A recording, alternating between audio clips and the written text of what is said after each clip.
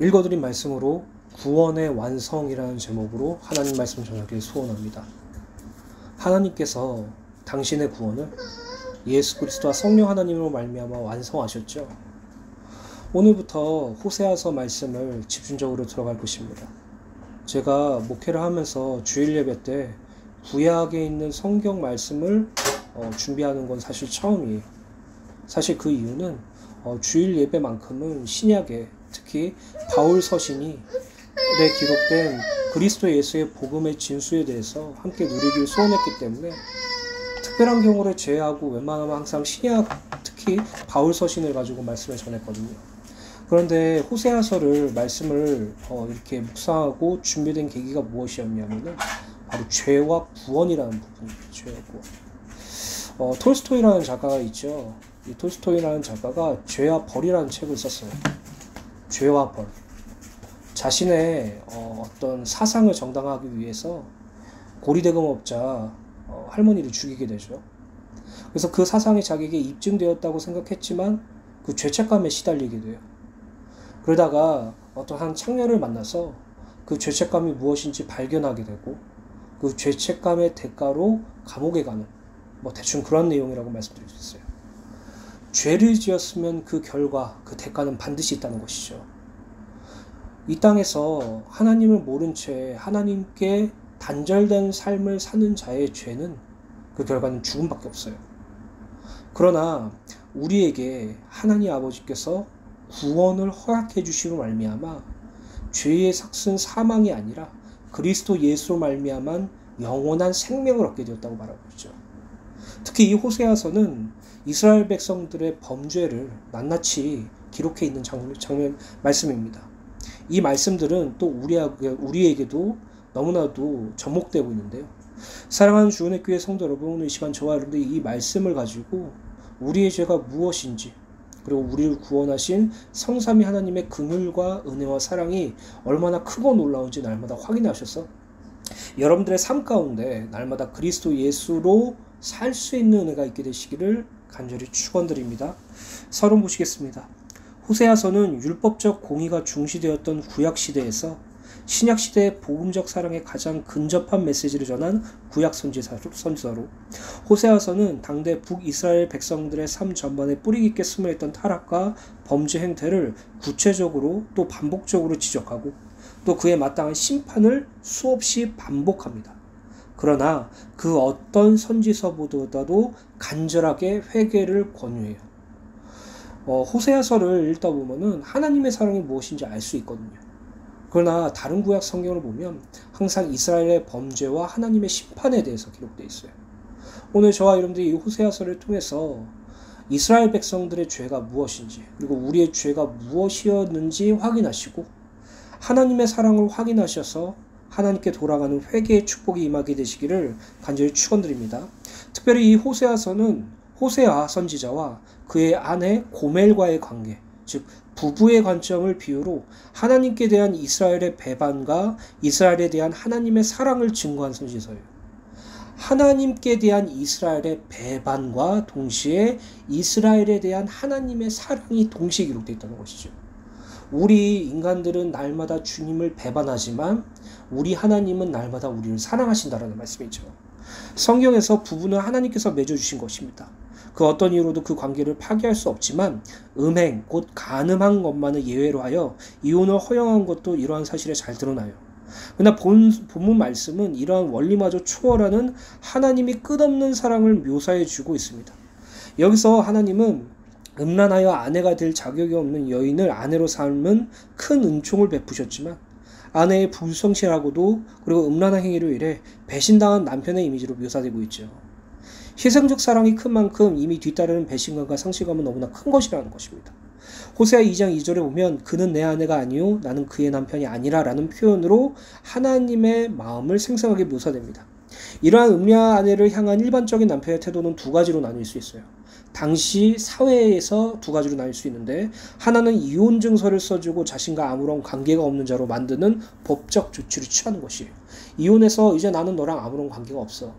나는 너를 사랑하지도 않고 나는 너에게 은혜를 베풀지도 않을 것이며 나는 너에게 긍휼을 베풀지도 않을 것이라는 선언이죠. 그리고 다른 하나는 간음한 죄를 끝까지 물어서 돌로 쳐 죽이는 형벌을 받게 하는 것이에요. 쉽게 말씀드릴게요. 우리가 하나님 앞에서 아내가 되었는데 우리가 하나님을 사랑하지 않고 우상을 사랑하며 간음하고 음란한 죄를 물었다는 것이죠. 그래서 하나님은 두 가지를 하실 수 있어요. 첫 번째 뭐라고요? 너는 더 이상 내 백성이 아니야. 나는 너를 함께하지 않을 거라는 선언과 두 번째로는 너의 그 죄 때문에 너는 돌로 쳐 죽어야 돼. 이 두 가지. 이 두 가지밖에 답이 없다라는 말이죠. 그러나 하나님께서는 호세아로 하여금 이러한 방법을 취하지 않고 오히려 속전을 지불하여 그 여인을 사서 아내를 위치로 회복시킬 것을 원명합니다. 호세아서 3장에 보면 이게 제일 잔인한 호세아에 대한 명령인 것 같아요. 음란하여 다른 남자에게 간 그 고멜을 속전을 지불하여 다시 데리고 와서 아내로 삼았죠. 얼마나 괴롭겠습니까? 이는 하나님과 이스라엘 백성과의 관계를 염두에 둔 그 명령으로 하나님께서는 이스라엘이 아무런 자격이 없음에도 불구하고 구속사의 주역으로 선택하시고 애굽의 노예된 상태에서 구원하여 당신의 언약의 백성으로 삼으셨죠. 그러나 이스라엘 백성들은 하나님의 사랑을 저버리고 끊임없이 배신의 배신을 거듭하였어요. 이는 하나님을 버리고 이방 우상을 섬기는 데서 가장 뚜렷하게 드러나죠. 이러한 배신에 대한 하나님의 정당한 반응은 그들과의 관계를 끊고 더 이상 은혜를 베풀지 않음으로써 멸망하게 만드는 것이 마땅해요. 하나님의 공의로우신 분으로서 이스라엘의 죄악을 심판하지 않으실 수 없기에 그들을 고난 가운데로 빠뜨리고 이방의 침략을 받아 멸망하도록 하시죠. 이게 북이스라엘의 역사예요. 그러나 하나님의 놀라운 사랑은 그들을 멸망 상태에서 신음하도록 내버려 두지 않으시고 구속사의 주역으로 다시 일어나게 하심을 통해 여실히 드러납니다. 하나님은 그들의 포로로 잡혀간 그곳까지 찾아가셔서 그들을 이방의 억압에서 건지심으로 그들을 향한 당신의 사랑이 얼마나 크신지 드러내셨어요. 우리 옆집에 아이가 있어요. 그 아이를 제대로 본 적은 없는데요. 그 아이가 저한테 잘못을 했다고 그 아이를 혼낼까요? 아니요, 혼내지 않아요. 잘못할 것 같으면 그냥 제가 피해요. 이 아이가 저한테 실수할 것 같으면 신경 쓰지 않아요. 왜요? 내 자녀가 아니니까. 그러나 우리 자녀들이 지혜나 지율이가 잘못한 일이 있으면 혼내야 돼요. 오늘 지율이가 콘센트를 가지고 놀다 콘센트를 뜯어버렸어요. 힘이 얼마나 센지 콘센트가 뜯어져 나갔더라고요. 그래서 혼냈죠. 왜 혼낸 줄 아세요? 위험하니까. 콘센트를 뜯어서 전기 만지면 진짜 위험한 상황이 되잖아요. 이처럼 하나님께서는 자기 백성을 징계하세요. 그래서 하나님께서 여러분들을 징계하시는 것을 억울하지 하지 마세요. 하나님은 자기 백성을 절대 그 자리에 내버려 두지 않으시거든요. 오히려 그 징계함에 기뻐하세요. 하나님이 나를 사랑하셔서 나를 그리스도인으로 만들어 가시는구나 라고 기뻐하는 은혜가 있게 되시길 간절히 축원드립니다. 이러한 하나님의 특별한 사랑은 아담 이후 끊임없이 타락의 길을 걸어 멸망받을 수밖에 없는 인간에게 독생자 예수 그리스도를 보내셔서 십자가에 죽게 하심으로 구원하신 하나님의 사랑으로 완성됩니다. 호세아서에는 용서할 수 없는 인간의 죄까지 너그럽게 용서하시는 이와 같은 하나님의 사랑이 호세아의 상징적 행동이나 하나님의 명시적 말씀을 통하여 매우 선명하게 드러납니다. 그렇기 때문에 오늘 이 시간 저와 여러분들 이 호세아서를 통해서 단순히 죄책감만 가지지 마세요. 이 죄책감과 죄의식에 사로잡히라고 이 말씀을 드리는 것이 아니에요. 그러한 죄마저도 용서하시고 사랑하신 하나님을 바라보시라는 것이죠. 그 은혜와 그물이 얼마나 큰지 확인하시라는 것이죠. 사랑하는 주은혜 교회 성도 여러분, 오늘 이 시간 하나님께서 당신의 구원을 완성시키셨어요. 누구를 통해서? 그리스도 예수를 통해서. 어떻게? 우리를 구원하신 것 말미암아.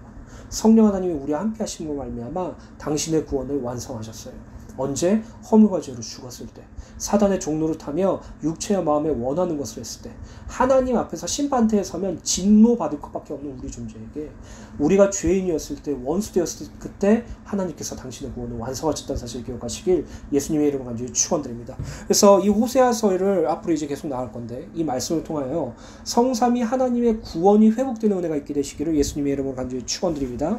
그럼 첫 번째로 고멜 이스라엘입니다. 본문 말씀 호세아서 1장 2절부터 3절까지의 말씀을 제가 읽어드리도록 하겠습니다. 여호와께서 처음 호세아에게 말씀하실 때 여호와께서 호세아에게 이르시되 너는 가서 음란한 여자를 맞이하여 음란한 자식들을 낳으라. 이 나라가 여호와를 떠나 크게 음란하니라 하시니 이에 그가 가서 디블라임의 딸 고멜을 맞이하더니 고멜이 임신하여 아들을 낳으매. 본문 2절에 보면은 하나님께서는 호세아를 향하여 음란한 여자와 결혼하는 명령을 하셨죠.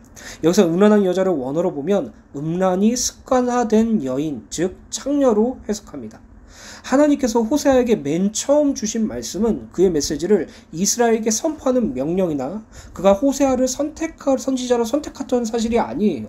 대부분 선지자들을 부르실 때 회개에 대한 말씀과 그 선지자를 선택할 때 부르심에 대해서 나오는데, 하나님께서는 호세아 선지자를 부르실 때 독특한 그리고 저주스러운 너무나도 슬픈 명령을 하셨죠. 바로 한 음란한 여인과 결혼하여 자식을 낳으라는 명령이에요.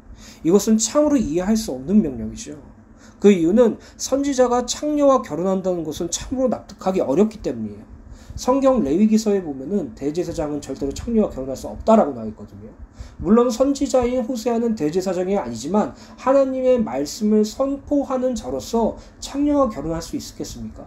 가늠한 여자와 결혼할 수 있겠습니까? 그러나 선지자 호세아가 감당하기 힘든 결혼 생활을 하는 배후에는 하나님께서 이스라엘 자손에게 전달하고자 하시는 분명한 메시지가 있었기 때문인데, 2절 하반절에 기록되어 있어요. 이 나라가 여호와를 떠나 크게 음란하니라 라고 하나님께서 말씀하셨어요. 참으로 호세아에겐 잔인한 상황이 아닌가 생각했어요. 자신의 인생의 동반자를 대부분 자기의 배필은 상당히 높게 잡잖아요. 평생 함께 있어야 될 존재인데, 그런데 아버지가 너는 이 창녀랑 결혼해, 이 음란한 여자랑 결혼해 라고 말한다면, 그리고 거기에 순종할 수밖에 없다면 그 삶이 얼마나 괴롭겠어요. 얼마나 그 여자를 믿지 못해서 힘들겠어요. 그 여자가 다른 사람과 함께 있다는 상상 때문에 얼마나 괴로웠겠어요. 그런데 하나님께서 이렇게 이해하지 못할 명령을 주신 이유는 이스라엘 백성들의 범죄가 무엇인지 확인하기 위해서요. 그렇기 때문에 따로 이 말씀과 상관없지만 한마디만 더 말씀드릴게요. 하나님께서 여러분들에게 주시는 그 말씀이 이해할 수 없을지라도 따라가세요. 하나님은 모든 것을 합력하여 선을 이루세요. 어떠한 자에게 선을 이루신지 아세요? 하나님께서 부르신 자, 하나님의 사랑하는 자에게 합력하여 선을 이루신다는 것입니다. 그 말씀이 여러분들에게 적절하지 못했다고 할지라도, 그 말씀이 우리한테 비수 같아서 너무나도 괴롭다고 할지라도, 그 말씀을 통해서 하나님의 뜻을 질문하는 은혜가 있게 되시기를 예수님의 이름으로 간절히 축원드립니다. 왜요? 하나님은 우리에게 벌 주시는 분이 아니라 우리를 그리스도인으로 만들어 가시는 분이시기 때문에, 하나님은 우리를 어렵고 힘들고 절망스러운 가운데 내버려서 웃고 계시는 분이 아니라 그렇게 하셔서라도 당신의 자녀로 삼으시기 때문에 오늘 그 은혜를 날마다 누리게 되시기를 예수님의 이름으로 간절히 축원드립니다. 그렇다면 이 나라가 여호와를 떠나 크게 음란하니라 라고 하신 하나님의 말씀은 어떠한 내용을 전제로 말씀하셨을까요? 호세아서 4장 6절부터 10절 말씀 현대인으로 읽어드리겠습니다. 이스라엘의 영적 무지를 지적하신 거예요. 내 백성이 지식이 없이 망하는구나. 너희 제사장들이 나를 인정하지 않았으니 나도 너희를 버려 내 제사장으로 인정하지 않을 것이며, 너희가 너희 하나님의 법을 잊어버렸으니 나도 너희 자녀들을 잊어버릴 것이다. 북이스라엘이 얼마나 타락했습니까? 제사장마저도 하나님을 믿지 않고 제사장마저도 하나님을 버렸다는 것이죠. 제사장은 무엇입니까? 하나님 앞에 제사 드리는 직분을 가진 자예요. 하나님께서 택하여 세우셨을지 아니면 여로보암의 죄를 따라서 그들을 마음대로 세웠을지 모르지만 그 하나님을 섬기는 제사장마저도 하나님을 버렸다는 말이죠. 너희 제사장이 많으면 많을수록 나에게 더 많이 범죄하니 내가 너희 영광을 수치로 바꿀 것이다. 너희는 내 백성의 죄를 먹고 살면서 그들이 죄를 더 많이 짓기를 바라고 있다. 악하기는 백성이나 너희 제사장이나 마찬가지다. 내가 너희와 백성을 다 같이 벌하여 너희가 행한 대로 갚아주겠다. 너희가 먹어도 배부르지 않을 것이며 다산의 신을 숭배함으로써 창녀짓을 하여도 수가 늘지 않을 것이다. 이것은 너희가 나 여호와를 떠나 다른 신을 쫓고 있기 때문이다. 북이스라엘의 그 음란함이 무엇입니까? 하나님을 버리고 우상 숭배하는 것이에요. 풍요의 신 바알과 다산의 신 이세라, 이것을 섬기고 있었다는 것이죠. 사랑하는 주은혜 교회 성도 여러분, 이 우상은 눈에 보이는 우상이 아니에요. 우리 안에 내재되어져 있는 세상적 관점의 복을 받고자 하는 우상이죠. 이 우상은 우리에게도 있어요. 하나님을 믿노라 하면서 세상적인 복과 풍성함을 얻고자 하는 우리 마음이 있다라고요. 그것을 성경은 뭐라고 말합니까? 우상숭배라고 말하고 있고요. 그것을 성경엔 잔인하게 뭐라고 말하고 있는지 아십니까? 지금 너희가 내 앞에서 음란하다라고 말씀하시는 것이에요. 호세아서 4장 11절부터 14절 말씀, 이스라엘의 영적 범죄를 낱낱이 파헤치죠. 현대인으로 읽어드리겠습니다. 창녀 행위와 술이 내 백성의 마음을 뺏어가지고 있다.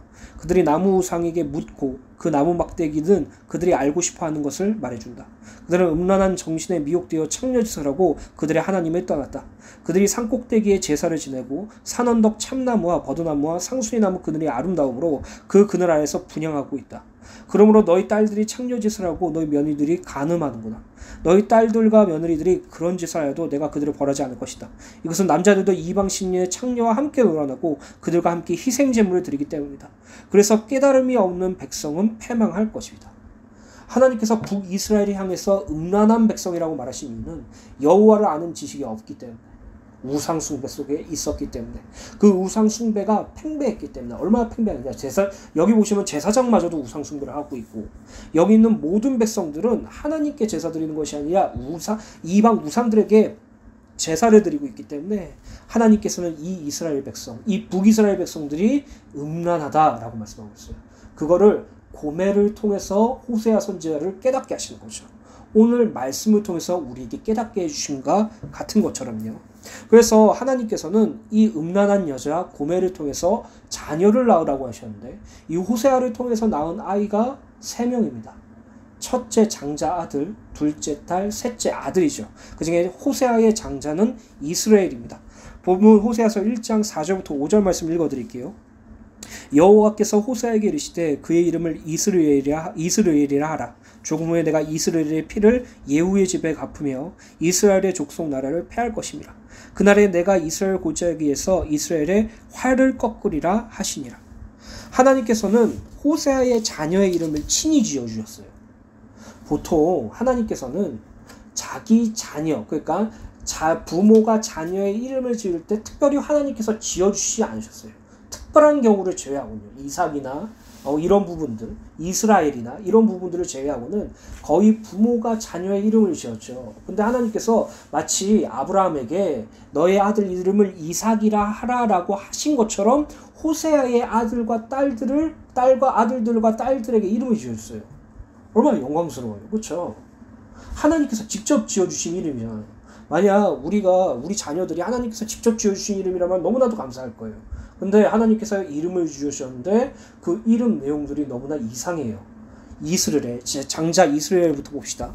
하나님께서는 호세아의 자녀의 이름을 친히 지으셨는데 그 이름들의 의미가 매우 부정적이고 절망적이에요. 첫 아들의 이름은 이스라엘인데 원어적 의미는 하나님께서 파종하실 것이다, 또 하나님께서 흩트릴 것이다 라는 의미를 지녀요. 이 두 가지 원어적 해석이 두 가지 다 성취되는데, 이 첫 4절 말씀에 하나님께서 말씀하신 이 이스라엘이라는 의미는 하나님께서 북이스라엘을 흩어지게 할 것이라고 한 선언이에요. 그러니까 자녀 이름을 하나님께서 너희를 흩어져 버릴 거야. 흩어져 버리게 만드실 거야. 쉽게 말씀드리면 북이스라엘을 망하게 하시는 거죠.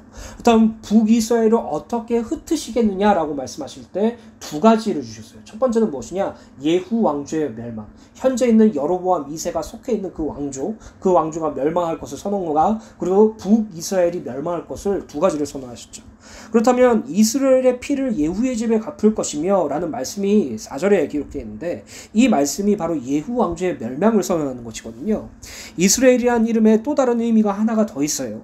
그것은 이스라엘의 지역의 이스르엘이에요. 이 이스라엘의 이름은 지역에서도 있는데, 당시 호세아 시대 때 북이스라엘 왕은 예후 왕조 네 번째 왕인 여로보암 2세예요. 하나님께서는 이스라엘의 피 때문에 예후 왕조를 멸망시킬 것이라고 말씀하시는데, 이것은 무엇을 뜻하느냐 하면요, 그러기 위해서는 북이스라엘의 7대 왕이자 오므리 왕조의 두 번째 왕인 아합 왕 시대에 일어난 사건을 알아야 돼요. 아합 왕 아시죠? 이세벨 아시죠? 아합 왕은 시돈의 왕이고 바알의 제사장인 옙바알의 딸 이세벨을 아내로 맞아 이스라엘의 역사상 가장 지독한 바알 숭배를 만연시킨 존재예요. 이 아합 왕과 이세벨은 이스라엘 지역에 있는 나봇의 포도원을 빼앗기 위하여 그 주인 나봇이 하나님과 아합 왕을 저주했다는 거짓 증언을 내세워 돌로 쳐 죽이고 포도원을 뺏었어요. 이런 윤리 도덕적인 범죄와 더불어 무엇입니까? 하나님의 이름을 팔아서 그를 죽이고 그 포도원을 뺏었죠. 이 하나님께서 아합 왕과 이세벨에게 걔들이 이스라엘 지역에서 너희들의 피를 핥게 하실 것이라고 선언하셨어요. 그리고 그 아합 왕 시대의 장군이었던 예후가 반란을 일으켜 아합의 아들 요람을 이스라엘 땅에서 죽이고 그의 시체를 나봇의 포도원에 던졌으며 아합의 아내인 이세벨까지 죽여 이스라엘 땅 들판에 버려 개들이 그 시체를 먹게 하므로 하나님의 말씀이 성취되었어요. 어떻게 보면 아합 왕의 몰락, 오므리 왕조의 몰락은 북이스라엘의 희망이었어요. 왜 그러냐면 이 예후가 이 지독한 바알 숭배를 완전히 끊어내버렸기 때문이에요. 이세벨을 죽인 후에 바알 숭배자들을 전부 모여서 내가 바알을 제대로 섬길게 라고 하면서 그들을 모인 다음에 그들 다 돌이켜서 죽여버려요. 하나님 보시기에 기뻤죠. 그렇죠. 우상을 채워줄까?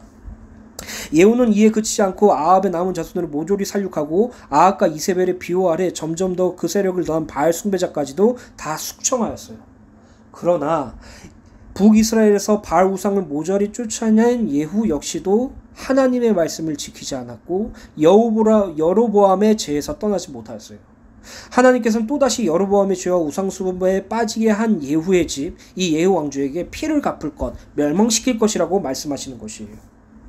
북이스라엘에 하나님께서 부르시고 세우신 왕들이 있었어요. 그리고 그들과도 하나님께서 언약을 맺으셨어요.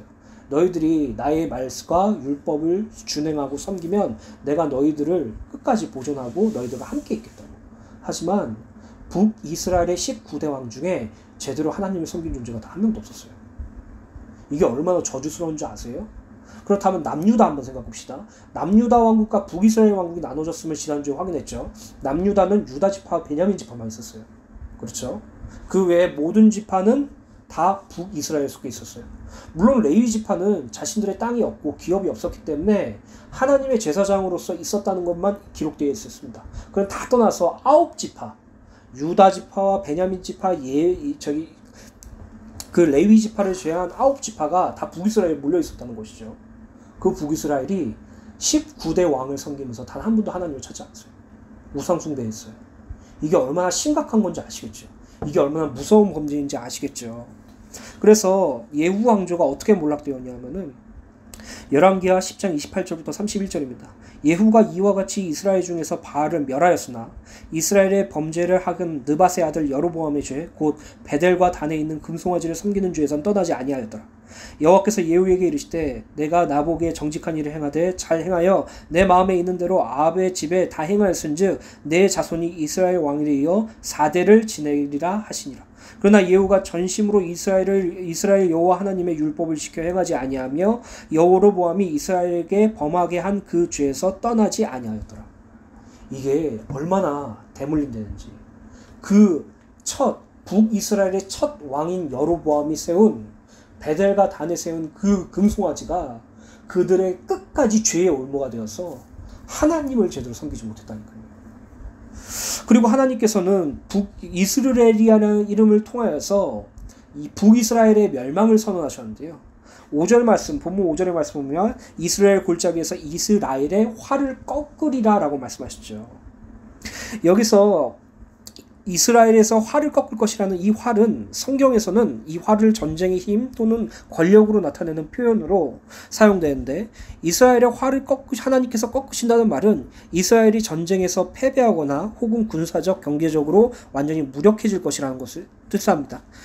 그 말씀대로 아수르 군대는 북이스라엘 수도 사마리아를 포위 공격을 하였고 3년째 멸망되었어요. 그러니까 아수르란 그 강성한 군대가 북이스라엘의 수도였던 사마리아를 3년 동안 포위 공격했다는 것이죠. 얼마나 고통스러운 상황이 생긴지 아시겠죠? 그 뒤에 북이스라엘 지도층을 비롯한 27,290여 명은 아수르 제국 내 고산에서 메대 지방에 이르는 여러 지역에 끌려가 분산되었고 대신에 아수르 관리들과 백성들이 사마리아에 들어와 살면서 인종 혼혈 정책에 이게 자폰이 이루어졌어요. 그 결과 사마리아를 비롯한 북이스라엘의 많은 사람들은 혈통의 순수성을 상실하고 신앙 역시 변질되어 훗날 신약시대에 유대인들에게 멸시와 천대를 받게 돼요. 왜 사마리아들을 신약시대 때 유대인들이 싫어했느냐? 바로 이때였어요. 북이스라엘이 멸망하면서 그 사마리아 성에 있었던 아수르인들과 자폰으로 말미암아 그 혈통의 순수성을 이루지 못했고 혈통의 순수성을 이루지 못했다는 말은 하나님을 온전히 섬기지 못했다는 것을 배웠기 때문이에요. 그래서 신약시대 때 그 유대인들이 사마리아인들을 배척했던 이유가 바로 이러한 이유였어요. 열왕기하 17장 3절부터 6절 말씀을 읽어드리겠습니다.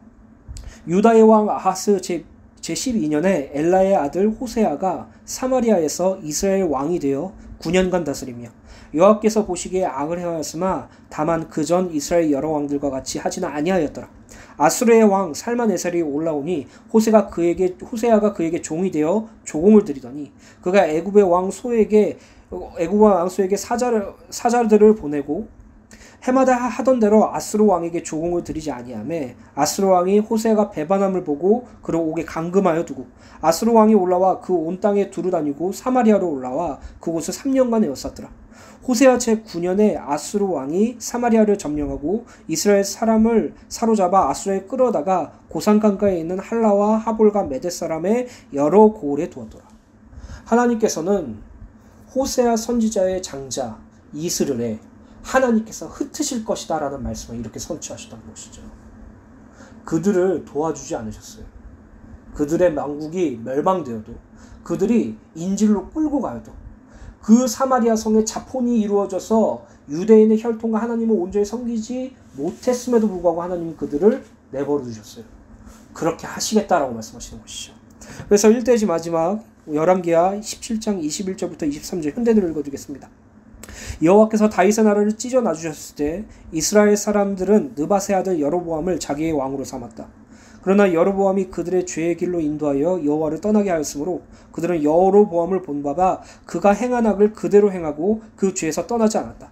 그래서 결국 여호와께서는 그의 종 예언자들을 통하여 말씀하신 대로 그 땅에서 그들을 추방해 오렸다. 그러므로 이스라엘 백성들은 아시아에 끌려가서 지금도 거기 가서 살고 있다. 이렇게 북이스라엘은 멸망해요. 북이스라엘이 멸망하고 남유다만 남게 되는 상황이라는 것이죠. 하나님께서는 단 한 번도 그 나라 자체를 멸망시킨 적이 없거든요. 그들이 타국에서 다른 나라에서 억압받고 다른 나라의 침략으로 말미암아 고통스러웠을 때 구원하셨지 그들을 완전히 멸망시키고 그들을 포로로 끌고 가게 내버려두지 않으셨어요. 근데 하나님께서 북이스라엘의 백성들의 그 우상숭배와 범죄함이 너무나 음란해서 이스라엘에 내가 너희를 흩어버릴 거야 라고 말씀하시는 것이에요. 호세아에게 매우 잔인한 이름이죠. 매우 슬픈 명령이죠.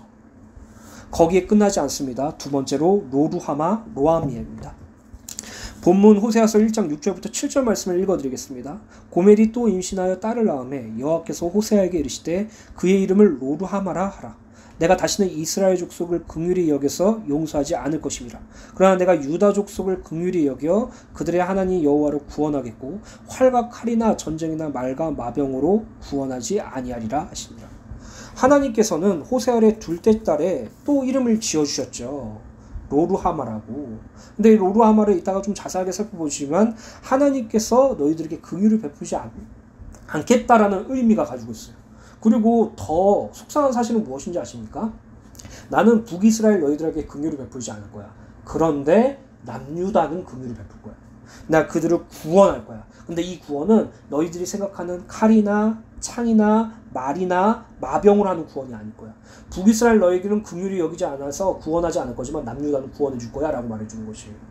북이스라엘 선지자 호세아서는 너무나도 괴로운 말씀이죠. 1대지에 하나님께서 북이스라엘의 멸망을 선언하셨다면 2대지에는 하나님께서 북이스라엘을 어떻게 정의하셨는가를 보여줘요. 바로 호세아의 자녀들의 이름을 통해서 말해요. 하나님께서는 호세아와 고멜의 둘째 딸 이름을 로루하마라고 지으라고 하셨는데 이 원어적 의미는 철저한 부정을 의미하는 부정어 로와 긍휼하심을 의미하는 루하마의 합성어로 긍휼하심을 전혀 얻지 못한 자라는 의미를 가져요. 하나님의 긍휼하심을 전혀 얻지 못한 자. 내가 이스라엘 집에 더 이상 긍휼을 가져 그들을 용서하게 되는 일은 결단코 다시 있지 않을 것이기 때문이다 라고 말씀하시는 것이에요. 누가 자기의 자녀의 이름을 이렇게 저주받으러 놓은 단어로 짓고 싶겠습니까? 하나님께서는 호세아에게 로루하마라는 이름을 주시고 이 이름처럼 장차 북이스라엘은 더 이상 하나님의 긍휼을 받지 못할 것을 호세아의 딸의 이름으로 통해 예고하신 것이에요. 우리 지의 이름은 한자로 보면 알지 은혜해예요. 그쵸? 근데 그 이름이 다른 그런 의미가 아니라 하나님의 은혜를 모르는 자로 이름을 지을 수 있겠어요? 그거는 너무나도 저주스러운 이름이에요. 근데 하나님께서는 호세아의 둘째 딸에게 이렇게 지으라는 거죠. 너희들은 더 이상 나의 긍휼을 받지 못할 것이다. 너희들은 더 이상 나에게 은총을 받지 못할 것이다. 반면 남유다는 어떻게 하겠다고 말씀하셨습니까? 7절에 보면 유다 족속을 긍휼히 베풀어 나 여호와가 구원하되 활이나 칼이나 전쟁이나 말이나 마병으로 하지 않을 것이라고 말씀하셨어요. 북이스라엘에겐 긍휼을 베풀지 않아서 철저하게 멸망시키겠다고 말씀하시고 남유다는 하나님께서 긍휼을 베푸시겠다는 것이. 사실 남유다는 다윗의 왕조가 끊이지 않았어요. 하나님께서 이스라엘 백성들을 세워 어떻게 보면 적통자라고 말하고 있죠. 우리 이스라엘 그 남유다에서 하나님을 섬기는 왕들이 많이 있었어요. 사실 좀 우리가 우리의 기준으로 보면 북이스라엘은 그냥 버리면 돼요. 그렇죠? 그냥 남유다만 잘 이어가다가 다윗의 후손으로 그리스도 예수를 이 땅에 보내시기만 하면 되잖아요. 남유다만 끝까지 모시면 돼요. 근데 하나님께서 지금 내가 너희에게 긍휼을 베풀지 않겠다, 내가 너희를 흩어버리시겠다라고 말씀하신 이 선언 가운데 하나님께서 가장 원하시는 말씀은 사실 따로 있었어요. 그 부분은 결론 부분에 조금 더 나누기로 하겠습니다. 북이스라엘 여로보암이 반란을 일으켜 세운 왕국이죠. 그는 베델과 단의 금송아지를 우상에 만들어 그곳에서 예배하게 하여 하나님 앞에 범죄를 저질렀어요. 또한 창건자 여로보암부터 마지막 왕 호세아까지 하나님의 율법을 성실히 따르고 그 뜻을 준행한 왕은 단 한 사람도 없었고 오히려 여로보암의 죄와 거짓된 우상숭배만을 하였어요. 반면 남유다는 히스기야나 요시야 왕 등 하나님을 신실하고 경건하게 섬기는 왕들이 많았어요. 이러한 사라실들에 더하여 하나님께서는 정통 왕조인 남유다의 시도 다윗에게 사무엘하 7장 14절 16절의 언약을 다윗의 언약을 주셨는데 이 언약을 통해 하나님께서는 다윗에게 그 후손들이 범죄하면 매와 채찍으로 징계하겠지만 결코 긍휼을 버리는 일은 없을 것이며 다윗의 왕위가 영원히 보존되고 견고하게 될 것을 약속하셨어요. 다윗 왕가 그러니까 남유다에게 주신 그 하나님의 긍휼하심과 징계하심이죠. 근데 북이스라엘은 그게 제외됐어요. 얼마나 저주스러운 건지 아십니까? 우리 지혜한테 난 더 이상 너에게 긍휼을 베푸지 않을 거야. 나는 더 이상 너와 함께하지 않을 거야. 그거는 지혜에게 가장 큰, 가장 최악의 말이에요. 우리 지혜가 조금 어렸을 때 저하고 이제 막 부딪혔거든요. 근데 지혜가 너무 부딪혀서 제가 앉아주니까 화가 나서 한번 이런 얘기했어요. 나는 아빠 딸 아니야! 이렇게 얘기했어요. 근데 저는 충격받고 말한 지혜가 더 충격받아서 너무 서럽게 우는 거예요. 막 울면서 아니야 나는 아빠 딸이야 라고 말하면서 우는 거예요. 그 관계라는 게 얼마나 끈끈하고 그 유대감이라는 게 얼마나 중요한 건데요. 하물며 부모와 자식의 유대감은 세상의 그 어떤 유대감과 비교할 수가 없죠. 근데 하나님이 지금 북이스라엘 향해서 말하는 것이에요. 너는 내 백성 아니야 이제. 너는 내 자녀가 아니야. 나는 너에게 은총을 베풀지 않을 거야. 나는 너에게 긍휼을 베풀지 않을 거야. 그렇게 해서 북이스라엘이 아수르에게 멸망당했죠. 북이스라엘이 아수르에게 멸망당한 후에 남유다 홀로 있었을 때 히스기야 시대 때 아수르가 똑같이 남유다를 침공합니다. 그때 하나님은 그들에게 긍휼을 베푸셨죠. 열왕기하 18장 28절부터 31절 말씀입니다. 랍사게가 드디어 일어서서 유다말로 크게 소리질러 불러 이르되 너희는 대왕 악수르의 말씀을 들으라. 왕의 말씀이 너희는 히스기야에게 속지 말라. 그가 너희를 내 손에서 건져내지 못하리라. 또한 히스기야가 너희의 여호와를 의뢰하라 함을 듣지 말라. 그가 이르기를 여호와께서 반드시 우리를 건져실지라. 이에 성읍이 아수르 왕의 손에 함락되지 아니하게 하시리라 할지라도 너희는 히스기야의 말을 듣지 말라. 아수르의 왕이 말씀이 너희는 내게 항복하고 내게로 나오라. 그리하고 너희는 각각 그의 포도주와 무화과를 먹고 또한 각각 자기 우물의 물을 마시라. 아까 말씀드린 처럼 북이스라엘은 아수르의 침공으로 인해서 멸망당했죠. 그 침공이 있은 후에 똑같이 남유다로 가서 남유다의 예루살렘 성읍을 에워싸고 그 왕의 사절인 랍사게가 항복을 권유하는 장면이에요. 그 항복을 권유하는 장면에서 너희들이 이스라엘 왕 히스기야가 남유다의 왕 히스기야가 하나님을 의뢰하라고 할지라도 하나님이 너희 손에서 건져줄 것 같으냐? 항복해라라고 말하는 것이죠. 그때 열왕기하 19장 16절 19절에 남유다 왕 히스기야가 하나님께 이렇게 기도하죠. 여호와여 귀를 기울여 들으소서. 여호와여 눈을 떠서 보시옵소서. 사내립이 살아계신 하나님을 비방하러 보낸 말을 들으옵소서. 여호와여 아수르 여러 왕들이 과연 여러 민족과 그의 땅을 황폐하게 하고 또 그들의 신들을 불에 던져 싸우니 이는 그들의 신이 아니요 사람의 손으로 만든 것 곧 나무와 돌뿐이므로 멸하였나이다. 우리 하나님 여호와여 원하건대 이제 우리를 그의 손에서 구원하옵소서. 그리하면 천하만국이 주 여호와가 홀로 하나님이신 줄 알리이다. 히스기야는 그 편지를 하나님 앞에 내려놓고 하나님께 기도했죠. 우리를 구원해 주세요. 우리를 긍휼히 내려주세요. 우리에게 은혜를 베풀어 주세요. 그때 하나님께서는 열왕기하 19장 32절 35절에 그러므로 여호와께서 아수르 왕을 가리켜 이르기를 그가 이 성에 이르지 못하며 이리로 화살을 쏘지 못하며 방패를 성으로 향하여 세우지 못하며 치려고 토성을 쌓지도 못하고 오던 길로 되돌아가고 이 성에 이르지 못하리라 하셨으니 이는 여호와의 말씀이라. 하나님께서 이렇게 말씀하셨죠. 얘네들은 아수르 군대들은 너희들한테 활 하나 못 쏠 거야. 너희들을 향하여 방패를 세우지 못할 거야. 너희들의 성을 넘으려고 토성도 쌓지 못할 거야. 다시 돌아갈 것이다 라고 말씀하시면서 34절에 내가 나와 나의 종 다윗을 위하여 이 성을 보호하여 구원하리라 하셨나이다 하였더라. 이 밤에 여호와 사자가 나와서 아수르 진영에 군사 18만 5천 명을 친지라 아침에 일어나 보니 다 송장이 되어 있지라. 이 말씀 잘 아시죠? 아수르 군대 18만 5천 명이 여호와의 천사 하나로 송장이 된 사건. 이 사건이 어떻게 일어났다고요? 본문 호세아서 1장 7절에 그러나 내가 유다 족속을 긍휼히 여겨 그들의 하나님 여호와로 구원하겠고 활이나 칼이나 전쟁이나 말과 마병으로 구원하지 아니하리라 하시냐. 이 말씀이 성취된 것이에요. 북이스라엘에게 있어서 얼마나 큰 저주예요. 우리도 하나님 알았잖아요. 북이스라엘도 하나님 누군지 알았잖아요. 근데 하나님은 우리를 구원해 주시지 않으셨어요. 우리를 멸망시키셨어요. 우리를 포로 끌고 가게 하셨어요. 그건 남유다만 남았어요. 근데 하나님은 남유다에게 구원하셨어요. 당신의 능력과 역사로 구원하셨어요. 북이스라엘에게 그게 얼마나 저주인지 아십니까? 지금 하나님께서 호세아의 둘째 자를 이름을 로루하마라고 지으라는 이게 얼마나 절망적 상황인지 아시겠느냐고요. 내가 긍휼을 베풀겠다라는 그게 철회된 것이에요. 하나님의 은혜가 단 한순간도 그들에게 들어가지 않은 것이에요. 버려진 것이에요. 그들은 하나님께 철저히 남이 되어버린 것이에요. 하나님께서 북이스라엘을 이렇게 만드시겠다는 것이죠. 지금 하나님께서 호세아의 자녀들의 이름을 가지고 앞으로 일어난 일들을 선언하신 것과 그 선언하신 일들이 어떻게 성취되었는지를 말씀을 통해서 확인하고 있죠. 얼마나 저주스러운지 아십니까? 그래서 예수님께서 하신 말씀을 기억하세요. 하나님을 믿지 않는 것, 그리스도 예수를 믿지 않은 그것이 바로 심판이라고요. 불신자들이 경제적으로 어려움을 당하고 귀신 들리고 병 들고 저주받은 삶이 그게 진짜 심판이 아니라 하나님과 그가 보내신 아들 예수 그리스도를 모르는 것이 심판이라는 것이에요. 하나님께서 거기서 배제시킨 것이에요. 지금 하나님께서는 북이스라엘을 그 은혜와 긍휼에서 배제시키겠다는 것이에요. 얼마나 저주스럽습니까? 지금 북이스라엘 너희의 음란한 범죄 때문에 내가 로루아마 너희에게 은혜와 긍휼을 베푸지 않겠다는 것이에요. 만약에 우리가 북이스라엘 동시대 사람이었으면 얼마나 저주스러운 상황이었습니까?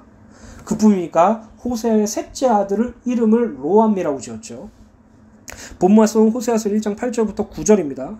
고멜이 로루아마를 젖댄 후에 또 임신하여 아들을 낳음에 여호와께서 이르시되 그의 이름을 로암미라 하라. 너희는 내 백성이 아니요 나는 너희 하나님이 되지 아니할 것입니다. 로암이라는 단어를 원어로 보면 아까 말씀드린 것처럼 절대적 부정을 의미하는 강한 부정어 로아, 나의 백성이 아니라는 의미, 나의 백성이라는 의미를 지는 암미의 합성어로 결코 나의 백성이 아니라고 말씀하시는 거죠. 북이스라엘 향해서 너는 이제 내 백성 아니야. 북이스라엘 향해서 너는 이제 내 자녀 아니야. 북이스라엘 백성을 향해서 너와 나는 상관없는 존재야 라고 말하고 있어요. 호세아의 세 자녀인 이스라엘, 로루아마, 로암이라는 이 이름은 그 징계의 정도가 점점 더 해갈 것임을 상정하는 이름으로 해석됩니다. 즉 이스라엘은 단순한 징계, 흩으신다는 선포이고 로루아마는 하나님의 은총과 긍휼이 떠났다는 선포이고 로암미는 이스라엘을 아예 이방인처럼 취급하겠다는 선포인 것이에요. 하나님께서 택한 거룩한 백성이라 자부하는 이스라엘에게 있어서 로암미는 결코 하나님으로부터 듣지 말아야 할 칭호인 것이에요. 어느 자녀가 부모에게 너는 더 이상 내 자녀가 아니다라는 소리를 감당할 수 있겠습니까? 하나님께서는 호세아 선지자를 통하여 이제 너희는 내 백성이 아니요 나는 너희 하나님이 아니다라고 선포하신 것이에요.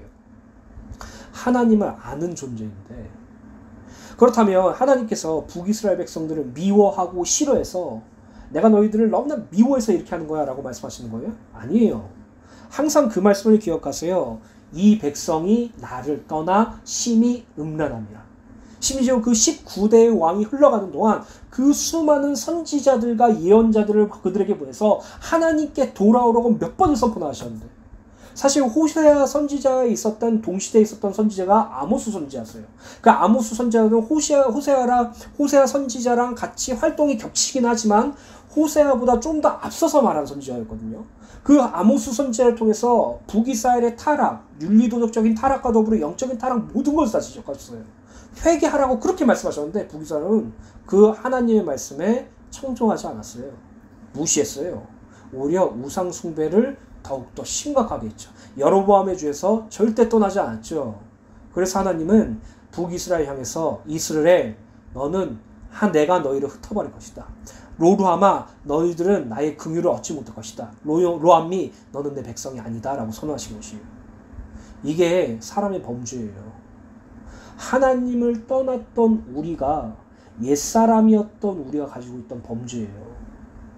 하나님을 알지 못하고 하나님 앞에 죄인이었고 하나님 앞에 원수되었던 자, 하나님이 누군지도 몰라서 하나님과 전혀 상관없는 자, 하나님의 은혜와 긍휼에서 벗어난 자, 그리고 하나님의 자녀가 아니었던 자, 그런 우리를 그리스도 예수를 보내심을 말미암아 구원하셨어요. 무엇 때문에? 사랑하셔서. 이거밖에 이유가 없어요. 사랑하셔서. 너희들이 하나님 잘 섬길 것 같아서. 그렇다면 애초에 이스라엘을 선택한 것도 하나님의 실수였어요. 진짜 하나님을 잘 섬길 수 있는 백성을 선택하면 됐잖아요. 그들이 잘 섬길 수 있을 것 같아서, 잘할 수 있을 것 같아서가 아니라 사랑하심으로 여러분들이 받은 구원이 얼마나 크고 놀라운지 확인하는 은혜가 있게 되시기를 예수님의 이름으로 간절히 축원드립니다. 그래서 마태복음 7장 21절부터 23절에 보면은 정말 무서운 말씀이 나와요. 예수님께서 하신 말씀입니다. 현대인으로 읽어드리겠어요. 내게 주여 주여 한다고 해서 모두 다 하늘나라에 들어가는 것이 아니라 하늘에 계신 아버지의 뜻을 실행하는 사람만 들어갈 것이다. 그날에는 많은 사람들이 나에게 주여 주여 우리가 주님의 이름으로 예언을 하고 귀신을 쫓아내고 많은 기적을 행하지 않았습니까? 라고 말할 것이다. 그러나 그때 나는 너희를 도무지 알지 못한다. 이 약한 자들아 내게서 떠나가거라 하고 분명히 말할 것이다. 하나님도 알아요. 북이스라엘처럼. 예수도 알아요. 북이스라엘처럼. 그런데 예수님께서 말씀하시는 나는 너희를 도무지 알지 못한다. 내게서 떠나라. 나는 너랑 상관이 없어. 너는 내 백성이 아니야. 나에게서 떠나라. 불법을 행한 악한 자들아 라고 선언하신다는 것이죠. 로마서 1장 21절부터 25절에 보면 하나님께서는 하나님을 믿지 않는 자, 불신자들에게 주시는 최고의 형벌을 말씀하셨는데 그것을 뭐라고 말씀하시냐면 바로 방임이라고 말씀하셨어요. 로마서 1장 21절부터 25절입니다. 현대인으로 읽어드릴게요. 사람들은 하나님을 알면서도 하나님을 하나님으로 영화롭게 해드리거나 감사하기를 드리긴커녕 오히려 생각이 허망해져서 그들의 지각 없는 마음이 어두워졌습니다. 사람들은 스스로 지혜가 있다고 주장하지만 실상은 어리석은 사람이 되었습니다. 그들은 썩지 않은 하나님의 영광을 썩어 없어질 사람이나 새나 네발 짐승이나 기어다니는 동물의 형상으로 바꾸어 놓았습니다. 보세요. 지금 북이스라엘이 범한 죄랑 똑같죠. 로마서에 기록된 이 말씀과 북이스라엘에 지금 기록된 이 말씀과 똑같다고 말씀드리면 돼요. 하나님을 알지 못해요. 그리고 그들은 하나님이 아닌 이 세상의 것을 가지고 우상숭배한다는 거죠. 그래서 24절, 25절에 그러므로 하나님께서는 사람들이 마음에 욕정대로 하도록 더러움에 그대로 내버려 두시니 서로의 몸을 욕되게 하였습니다. 사람들은 하나님의 진리를 거짓으로 받고 창조주 대신에 피조물을 숭배하고 섬겼습니다. 이것이 하나님께서 내버려 두시는 가장 큰, 가장 무서운 범죄라고, 가장 무서운 형벌이라고 말씀드릴 수 있습니다. 그 상황에서 저와 여러분들이 구원받았다는 사실을 기억하시기 간절히 축원드립니다. 그래서 에베소 2장 1절부터 3절 공동번역을 읽어드리겠습니다. 여러분도 전에는 죄와 잘못을 저질러서 죽었던 사람들입니다. 여러분이 죄에 얽매여 있던 그때에는 이 세상 풍조를 따라 살았고 허공을 다스리는 세력의 두목을 지시하는 대로 살았으며 오늘날 하나님을 거역하는 자들을 조종하는 악령의 지시대로 살았습니다. 실상 우리도 다 그들과 같아서 전에는 본능적인 욕망을 따라서 육정에 끌려서 살았던 사람으로서 본래 다른 사람들과 마찬가지로 하나님의 진노를 살 수밖에 없었던 것입니다. 그러나 긍휼이 풍성하신 하나님께서 우리를 사랑하신 그 큰 사랑으로 허물과 죄고 죽었던 우리를 뭐라고요? 살리셨고 너희는 은혜로 구원을 받은 것이니라. 그래서 굳이 제가 이 말씀을 가지고 포지션을 정해주다면 여러분들은 남유다의 복을 얻은 것이에요. 북이스라엘처럼 버려지지 않았어요. 그리고 또 중요한 것은 하나님께서는 북이스라엘도 버리시지 않으셨다는 점이에요. 결론입니다. 호세아서 1장 10절부터 2장 1절입니다. 그러나 이스라엘 자손의 수가 바다의 모래와 같이 되어서 헤아릴 수 없고 셀 수 없을 것이며 전에 그들에게 이르기를 너희는 내 백성이 아니라 한 그곳에서 그들에게 이르기를 너희는 살아계신 하나님의 아들들이라 할 것이라. 이에 유다 자손들과 이스라엘 자손이 함께 모여 한 우두머리를 세우고 그 땅에서 올라오니 이스라엘의 날이 클 것이므로다. 너희 형제에게는 암미라 하고 너희 자매에게는 루아.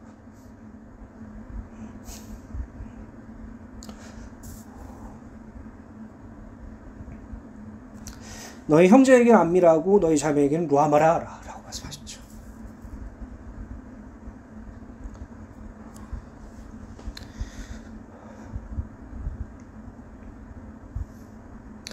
이것이 우리에게 허락하신 하나님의 은혜와 긍휼입니다. 하나님은 우리에게 다시 암미라고 하시면서 또 루아마라고 하시면서 다시 우리의 은혜와 긍휼을 베푸셨고 또 암미라고 선언하셔서 너는 나의 백성이라고 선언하셨어요.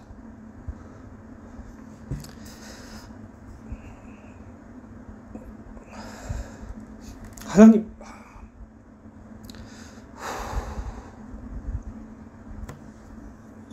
감사합니다. 하나님은 우리를 끝까지 버리지 않으시고 당신의 자녀로 당신의 긍휼을 베푸신다는 것을 믿으시길 예수님의 이름으로 간절히 축원드립니다. 주시하다시피 북이스라엘은 아수르에 의하여 멸망당하였고 후에 아수르는 바벨론에게 멸망당하게 됩니다. 남유다 역시 바벨론에게 멸망당함으로 온 이스라엘 나라는 바벨론의 포부라가 되었어요. 이스라엘의 한 나라는 완전히 멸망당하는 것이죠. 이로써 호세아서에 말씀하신 대로 하나님께서는 이스라엘을 흩으셨고 이스라엘의 긍휼을 베푸지 않으셨으며 이스라엘을 버리셨다는 것이 그 말씀이 성취되었어요. 너무나 절망적인 말씀이죠. 그렇다면 하나님께서는 이스라엘, 남유다와 북이스라엘은 그렇게 멸망당하여 역사 속으로 사라져버렸습니까? 아니죠. 항상 기억해야 할 단어가 있어요. 그러나의 하나님이에요. 하나님께서는 북이스라엘을 흩으시고 긍휼을 베푸지 않으시고 버리심으로 말미암아 멸망하였지만 그것이 진정한 끝이 아니었습니다. 본문 10절에 보면 하나님께서 아브라함에 주셨던 언약을 이스라엘 백성의 수가 바다의 모래와 같아서 측량할 수 없고 셀 수 없는 날이 오는 그때 너희는 내 백성이 아니다 라고 한 그곳에서 너희가 살아계신 하나님의 자녀라는 말을 듣게 될 것이라고 선포하셨어요. 그리고 남유다 백성과 북이스라엘 백성이 하나가 되어서 한 지도자를 세우고 포로된 땅을 나올 것이니 이스라엘 날이 클 것이다 라고 말씀하셨어요. 아까 이스라엘의 단어를 의미를 말씀드렸죠. 하나님께서 파종하실 것이다. 하나님께서 흩트릴 것이다 라고 말씀하셨죠. 하나님께서 북이스라엘의 심판과 멸망을 선포하실 때는 하나님께서 흩트릴 것이다 라고 말씀하셨고 그리고 하나님께서 남유다와 북이스라엘을 회복시키실 때는 하나님께서 파종하실 것이다 라는 이스라엘을 선포하신 것이에요. 결국 하나님께서 북이스라엘을 향하여 하시는 말씀은 너희가 여로보암의 죄를 따르고 나를 버려 우상 숭배하더라도 나는 결단코 너희를 버리지 않을 것이고 너희 범죄와 우상 숭배로 절망 가운데 던져놓는 한이 있어도 다시 너희를 내 백성으로 삼겠다. 다시 너희에게 긍휼을 베풀겠다 라고 말씀하시는 것이에요. 하나님께서는 분열된 국가 남유다 북이스라엘을 바벨론 포로 생활을 통하여 다시 하나가 되게 하시고 거기서 11전의 한 우두머리 수룹바벨을 통하여서 다시 이스라엘 나라를 회복하시고 당신의 성전을 다시 회복시킬 것이며 오직 하나님만 경외하고 섬기는 자로 만드시겠다고 선언하신 것이에요. 그리고 특별히 이 10절 말씀은 더욱더 중요한 것이 10절 11절 말씀을 중요한 것이 뭐냐면 이것을 예수 그리스도를 예표하는 것이거든요. 그리스도 예수로 말미암아 너희들이 내 백성이 아니라는 그곳에서 나의 아들들이라고 할 것이라고 선언하신다는 그런 그리스도의 메시아적 예표적 말씀도 함께 적용되는 것입니다. 우리는 그 그리스도 예수로 말미암아 하나님의 자녀가 되었어요. 이전에 로마서 말씀으로 예배를 드렸을 때 방임과 침묵에 대하여 말한 적이 있죠. 불신자들에게는 철저하게 죄와 사망 아래 내버려 두시는 방임, 그리고 당신의 백성에게는 자신의 범죄를 깨닫게 하고 하나님께 회개하도록 기다리시는 침묵. 하나님께서는 북이스라엘을 방임이 아니라 침묵하신 것이었어요. 그들이 아수르에게 멸망당하고 아수르와 바벨론에서 노예 생활을 하면서 그들이 섬기는 우상을 감지로 섬기게 되는 그 환난의 자리까지 침묵하신 것이었어요. 그러나 그 환난의 자리, 고난의 자리에서 비로소 그들이 여호와 하나님의 이름을 부를 때 하나님께 회개하고 하나님께 돌아가기를 원하며 하나님의 말씀을 청조할 때 하나님께서는 로루하마 긍휼을 얻지 못한 자에서 루하마 긍휼을 얻은 자로 또 로암미 너는 내 백성이 아니다 해서 암미 너는 내 백성이다 라고 역전시키셨어요. 우리가 고멜의 자녀들 이스라엘, 로루하마, 로암미의 의미를 함께 살펴보았어요. 그런데 우리가 호세아와 고멜의 이름을 살펴보지 않았죠. 사실 결론 부분에 살펴보길 원했었어요. 그 다음에 이 호세아와 고멜의 이름 뜻은 무엇입니까? 호세아는 여호와의 구원, 다른 이름으로 여호수아, 다른 이름으로 예수, 이거예요. 고멜은 어떤 뜻입니까? 완성. 오늘 하나님께서는 북이스라엘을 버리지 않으시고 당신의 구원을 완성시키셨어요. 우리의 구원을 완성시키셨어요. 이것이 하나님의 구원입니다. 사랑하는 주은혜 교회 성도 여러분, 오늘 이 시간 저와 여러분들이 받은 이 구원의 은혜가 얼마나 크고 놀라운지 확인하는 은혜가 있게 되시기를 예수님의 이름으로 간절히 축원드립니다. 시간이 많이 갔지만 이 모든 말씀을 아우르고 설명하는 말씀이 하나가 있어요. 하나님께서는 이스라엘 백성들 곧 신명기서를 통하여 이스라엘 백성들에게 이 사건을 미리 예견하시고 어떻게 하실 것인지 말씀하시죠. 이 말씀을 읽어드리고 마치겠습니다. 신명기 4장 23절부터 31절입니다. 너희는 스스로 삼가 너희 하나님 여호와께서 너희와 세우신 언약을 잊지 말고 내 하나님 여호와께서 금하신 어떤 형상의 우상도 조각하지 말라.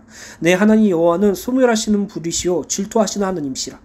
내가 그 땅에서 아들 낳고 손자를 얻으며 오래 살 때 만일 스스로 부패하여 무슨 형상의 우상이든지 조각하여 내 하나님 여호와 앞에서 악을 행함으로 그의 노를 일으키면 내가 오늘 천지를 불러 증거로 삼노니 너희가 요단을 건너가서 얻는 땅에서 속히 망할 것이니라.